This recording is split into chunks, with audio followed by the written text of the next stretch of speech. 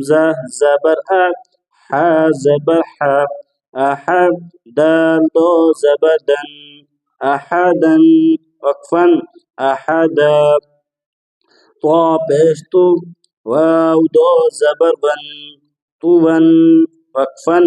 طوا۔ اب یہاں جو ہے بعض اوقات بچے یا بڑے آ کر یہاں پر پریشان ہو جاتے ہیں کہ اب یہاں ہم وقف کی صورت میں کیا پڑھیں، یا کو واو کے ساتھ ملائیں یا کو نہ ملائیں، یا وقف کی صورت میں ہم یا کو پڑھیں نہ پڑھیں، اس کا مقصد کیا ہے۔ تو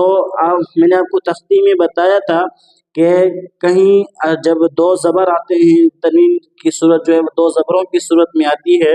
سو وہاں کہیں الف لکھا ہوتا ہے تو کہیں یا لکھی ہوتی ہے، سو اس کی پریشان ہونے کی ضرورت نہیں۔ یہ بتلاتی ہے، یہ دونوں نشانیاں اس بات پر بتلاتی ہیں کہ ہمیں صرف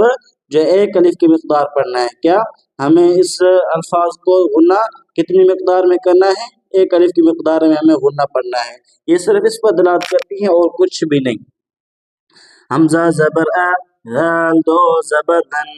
اذن وقفا اذا، کیا وقف کی صورت میں اذا پڑھنا ہے، طون کو طوا پڑھنا ہے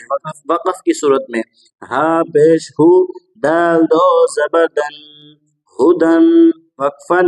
ہدا،